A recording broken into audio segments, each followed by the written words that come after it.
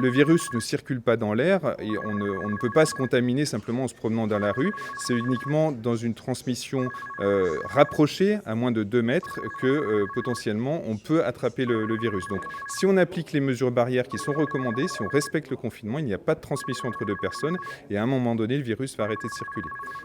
Un virus, il infecte un organisme. Et la particularité d'un virus pandémique, c'est qu'aucun organisme n'est prêt à affronter ce virus. Il n'y a pas ce qu'on appelle d'immunité dans la population. Progressivement, les gens qui vont être infectés par ce virus, une majorité d'ailleurs ne va pas avoir de symptômes ou très peu de symptômes, vont fabriquer des anticorps, vont fabriquer une immunité qui vont tuer le virus et le patient va guérir. Et on arrive à un moment donné, avec l'augmentation du nombre de patients infectés, à ce qu'on appelle une immunité de groupe, un nombre suffisant de personnes qui bloquent la circulation du virus au sein de la population, et donc l'épidémie finit par s'éteindre. S'il n'y a plus de réservoir pour le virus pour qu'il se multiplie, à ce moment-là, il arrête de se multiplier. Et l'objectif, c'est donc bien que d'abord, ce soit les personnes les moins fragiles qui soient infectées par ce virus, puisque c'est vraiment les personnes les plus âgées, celles qui ont le plus de maladies, qui sont à risque de faire des formes graves.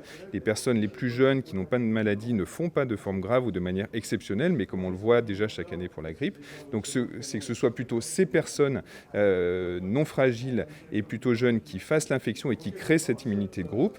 Et l'autre objectif, c'est que les patients les plus fragiles, s'ils doivent quand même être infectés, le soient de manière progressive, de manière à ce qu'ils puissent être soignés correctement par le système de soins, qu'ils puissent absorber ce surcroît d'activité. Comme ça se passe un petit peu chaque année avec la grippe. À un moment donné, on a une augmentation d'activité, mais cette augmentation, on est capable de l'absorber. Là, la crainte, et c'est ce qui s'est passé dans des régions comme l'Alsace, c'est que en quelques jours et très peu de temps, on a eu un accroissement extrêmement rapide du nombre de patients et la désorganisation du système de santé a fait que, et c'est encore le cas, c'est difficile pour nos collègues de ces régions de pouvoir faire face à cet afflux de malades.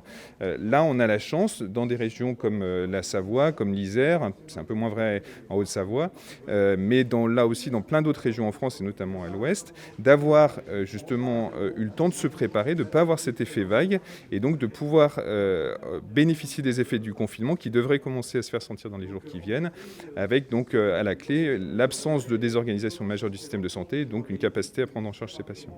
Même si c'est une maladie qui va toucher beaucoup de monde, la plupart des gens vont faire des formes très peu symptomatiques. Par contre, proportionnellement, c'est sûr qu'on a une proportion de cas graves qui est un peu plus importante que ce qu'on voit avec la grippe.